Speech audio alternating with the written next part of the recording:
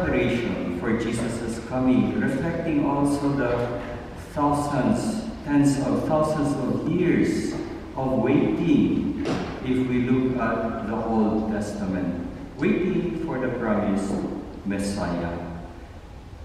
Yes, we celebrate Jesus' coming, but sometimes it would be good to also ask ourselves, why did Jesus come?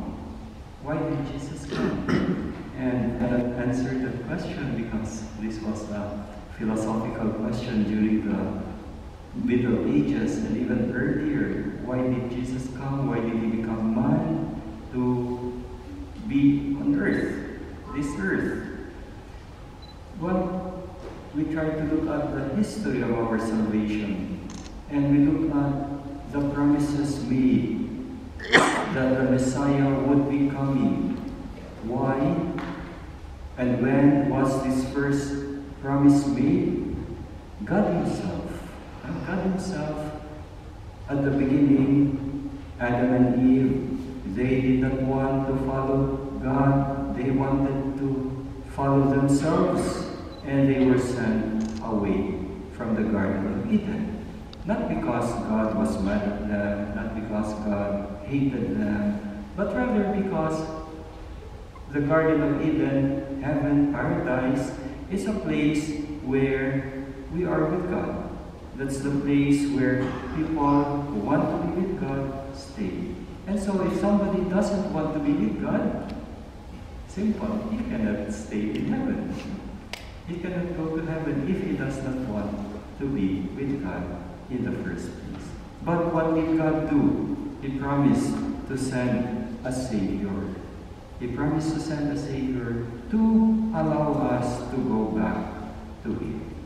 Why? Because the worst suffering, the worst situation is to be away from God, because God is all love, all happiness. So if we are not with God, we are not with love, we are not with joy, we are not with happiness. And what is the opposite of love? Hatred. We will be full of hatred if we are not with God. We will be full of sadness if we are not with God. So God simply wants to invite us to come back to Him. And since Adam and Eve sinned against God, they by themselves could not redeem themselves. Human nature alone is incapable of asking for forgiveness because the sin was against God. So this is like, for example, if hypothetically, if a Filipino, for example, did something against the head of state of a certain country, then who would say sorry to that head of state? It cannot be just the citizen, just that person. Probably the head of state of the Philippines would also say sorry to the other head of state, because their level, their dignity is of another, we could say, not a little higher. Then in the same way, in order to say sorry to God for a sin committed against God, it also had to be God, a God who would ask for pardon, who would be able to redeem us from this sin. And that is why, just to summarize a little the subjects that we had in the seminary semesters and semesters of studies, Jesus came into the world, God became man, so that man, who is also God, Jesus is true God and true man, could redeem mankind. Okay, so this would be the little summary. And if we look at Jesus, in the Philippines we have this devotion to the Santo Niño. Santo Niño, we celebrate in the month of January, the month after Christmas. So we also know that Jesus did not remain as a baby. Yes, we adore Jesus as a baby in the manger on Christmas, but Jesus did not remain as such. He also grew up. He became a little boy. That is why we have the Santo Niño devotion. And Later on, he became an adolescent, and then later on, he became a man, grown-up adult. So Jesus, in his life as a baby, all the way to the time when he preached, the time when he did his ministry, Jesus, eventually we could see this purpose of Jesus being born for what? To save us, and to save us how? On the cross. On the cross. So Jesus was born to eventually suffer on the cross. And that is why Christmas is very much related also to Holy Week. To Holy Week. And so we had the 4 Sundays of Advent in preparation for Christmas.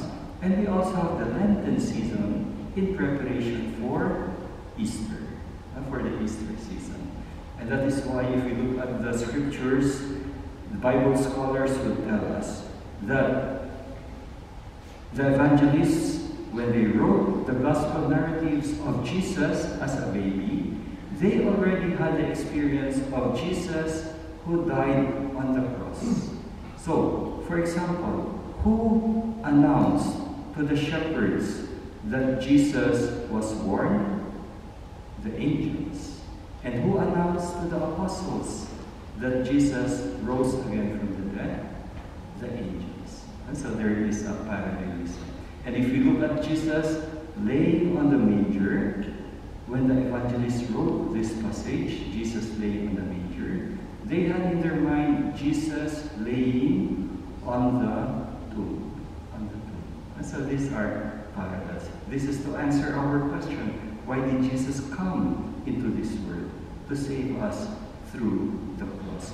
We are very much devoted to Our Lady of Perpetual Help. We have her image here at the back. And if we look at the angels, especially in the icons of the Eastern rites, we look at the angels flying around Jesus, baby Jesus being carried by Mary.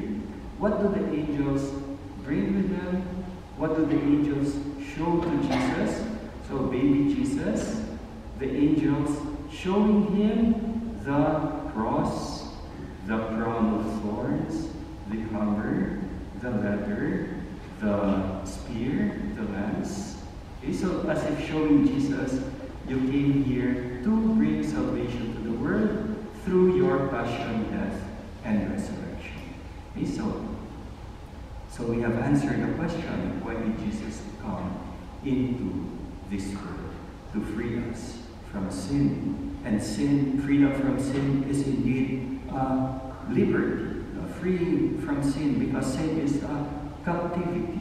Sin is the opposite of freedom. When we fall into sin, we become slaves of sin. And that is why Jesus came to free us from the slavery of sin. And then, maybe to conclude, you might also ask, why did Father Greg come here? Why am I here in this parish? I am here to thank you, to thank the Diocese of Patterson, because you have been helping us, maybe unknown to many of you, to most of you, helping us at the Pontificio Collegio Filipino in Rome. What is the Collegio? The Collegio is the residence of our Filipino priests doing further studies.